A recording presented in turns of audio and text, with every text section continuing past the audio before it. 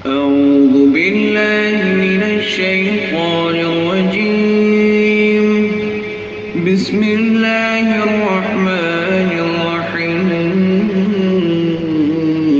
কোনো ব্যক্তি যদি প্রতিবেশীকে কষ্ট দেওয়া থেকে বিরত থাকতে না পারে তার ব্যাপারে কঠোর হুঁশিয়ারি এসেছে নবী করিম সাল্লাল্লাহু আলাইহি ওয়াসাল্লামের পক্ষ থেকে। আল্লাহ নবী সাল্লাল্লাহু আলাইহি ওয়াসাল্লাম বলছেন, বুখারীতে এসেছে, ওয়াল্লাহি লা ইউমিনু ওয়াল্লাহি লা ইউমিনু ওয়াল্লাহি লা ইউমিনু, তিনবার বললেন আল্লাহর কসম সেই ব্যক্তি ইমানদার নয়, আল্লাহর কসম সেই ব্যক্তি ইমানদার নয়, আল্লাহর কসম সেই ব্যক্তি ইমানদার নয়। এর মানে ওই ব্যক্তি পরিপূর্ণ ইমানদার হতে পারে নাই। কোন ব্যক্তি? কিলা ওমান ইয়া রাসূলুল্লাহ, প্রশ্ন করা হলো, হে আল্লাহর রাসূল, ওই ব্যক্তিটি কে? যে ব্যক্তির ব্যাপারে আপনি যে তিনবার বললেন, এই ব্যক্তিটি কে? তখন নবী করিম সাল্লাল্লাহু আলাইহি ওয়াসাল্লাম বলছেন, মান লা ইয়ামানু জারুহু বাওয়াইকাহু, যে ব্যক্তির প্রতিবেশী তার অনিষ্টতা থেকে নিরাপত্তা পায় না, যে ব্যক্তির অনিষ্টতা থেকে তার প্রতিবেশী নিরাপত্তা পায় না, ওই ব্যক্তি আল্লাহর কসম লা ইউমিন, সে ঈমান আনে নাই, সে ঈমানদার নয়। নাউজুবিল্লাহ।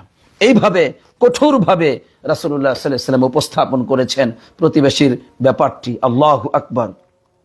সম্মানিত দিনী ভাই বোনেরা, তাহলে এই হাদিসের ব্যাপারে যদি আমরা লক্ষ্য করি, আমরা একটু তাকাই, আমরা প্রত্যেকেই প্রতিবেশীকে কষ্ট দেই, প্রত্যেকেই আমরা প্রতিবেশীর ব্যাপারে আমরা বিভিন্ন শত্রুতা অবলম্বন করি। এভাবে করে আমাদের জীবনযাত্রা চলছে।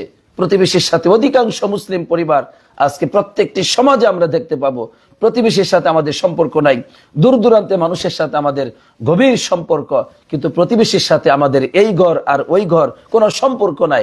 একজন আরেকজনকে যেন জানের দুশমনে পরিণত করেছে এবং পরিণত হয়েছে। নাউজুবিল্লাহ। আল্লাহ তাআলা আমাদেরকে হেদায়েত নসিব করুক, আমিন। আল্লাহু আকবার। আরেকটা হাদিস শুনুন, কি চমৎকার হাদিস। রাসূলুল্লাহ সাল্লাল্লাহু আলাইহি ওয়াসাল্লাম কিভাবে তিনি প্রতিবেশীর অধিকারকে প্রতিষ্ঠা করেছেন। সহিহ মুসলিমে এসেছে, আল্লাহ নবী সাল্লাল্লাহু আলাইহি ওয়াসাল্লাম বলছেন, ওয়াল্লাযী নাফসি বিয়াদিহি, ওই সত্তার কসম যার হাতে আমার প্রাণ, লা ইউমিনু আবদুন হাত্তা ইউহিব্বা লিজারিহি আও ক্বালা লিআখিহি মা ইউহিব্বু লিনাফসিহি।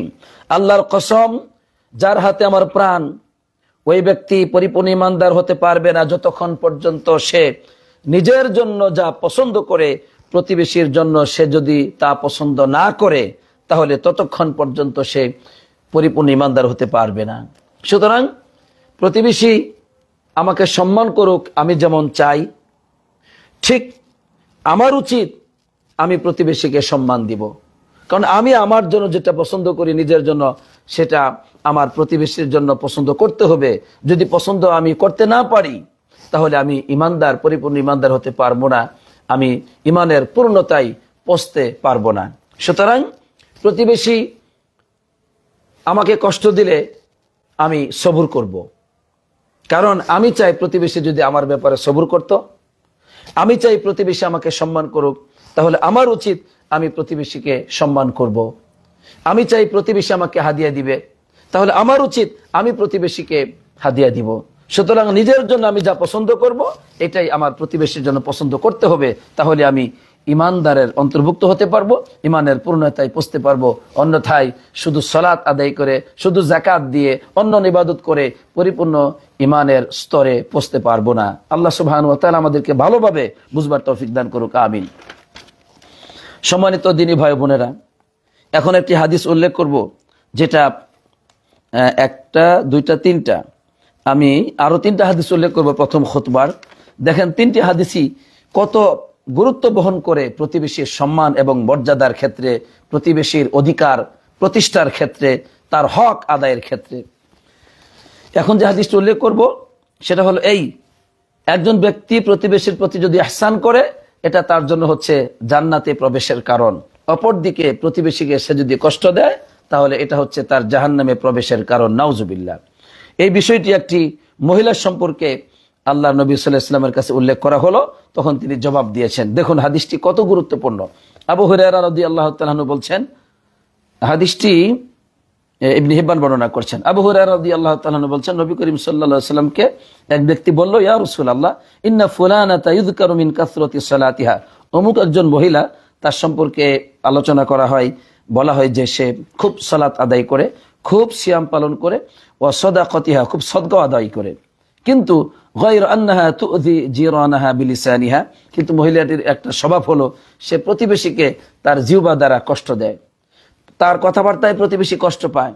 কিন্তু সলাতে নফল সলাত মাশাআল্লাহ খুব আদায় করে, নফল সিয়াম নফল সদকা খুব আদায় করে, কিন্তু প্রতিবেশীকে কষ্ট দেওয়া থেকে বিরত থাকতে পারে না। তখন নবী করিম সাল্লাল্লাহু আলাইহি ওয়াসাল্লাম বলছেন, হিয়া ফিন্নার, ওই নারী জাহান্নামী, নাউজুবিল্লাহ, সে জাহান্নামে যাবে।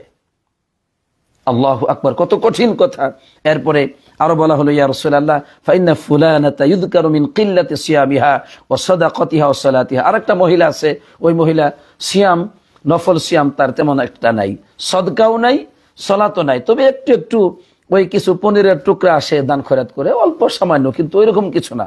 কিন্তু তার একটা ভালো স্বভাব আছে, সেটা কি, ওয়ালা তুযি জিরানাহা বিলিসানিহা, ওই মহিলা তার প্রতিবেশীকে কষ্ট দেয় না তার জবান দ্বারা, তার জিহ্বা দ্বারা প্রতিবেশীকে কষ্ট দেয় না। দান খয়রাত সদকা নফল সিয়াম এগুলি নাই, খুবই কম, একদম সামান্য। কিন্তু আলহামদুলিল্লাহ মহিলাটি কাউকে কষ্ট দেয় না। নবীজি বলেন, হিয়া ফিল জান্নাহ, সে তো জান্নাতি মানুষ, সে তো জান্নাতে যাবে। সুবহানাল্লাহ। সম্মানিত দিনী ভাই বোনেরা, আজকে আমি বলবো যে আমাদের দিনী বোনেরা একটু হলে রাগান্বিত হয়ে যায়। ওই অমুকের দেখা যায় দুই ভাই, মানে দুই ভাইয়ের বউ, কোনো সম্পর্ক নাই। এই মানে এতটাই আমাদের পারিবারিক মুসলিম এই বন্ধন এতটাই নোংরামিতে এখন পৌঁছে গেছে যে ভাই বোনের সম্পর্ক নেই, একই সাথে পাশাপাশি থাকে। এরপরে দুই ভাবি একে অপরের সাথে সম্পর্ক নেই। এই চাচাতো ভাই চাচাতো বোন, মানে এই যে প্রতিবেশীর বিষয়টা আমরা বলবো, আমরা তো কাছাকাছি থাকি সবাই, কোনো সম্পর্ক নাই। এবং বিশেষ করে এটা মহিলাদের মধ্যে খুব সমস্যা হয়, বলতে গেলে মহিলাদের কারণেই এই প্রতিবেশীর সাথে সম্পর্ক বিচ্ছিন্ন হয়, এটা অধিকাংশ মহিলাদের কারণে। আপনি দেখেন, এই যে একজন মহিলা সে প্রতিবেশীকে কষ্ট না দেওয়ার কারণে সে জান্নাতি হয়, এবং প্রতিবেশীকে কষ্ট দেওয়ার কারণে জাহান্নামী হয়। নাউযুবিল্লাহ। আল্লাহ সুবহানাহু ওয়া তাআলা আমাদেরকে এই হাদিসের উপর বুঝবার এবং আমল করার তৌফিক দান করুক, আমিন।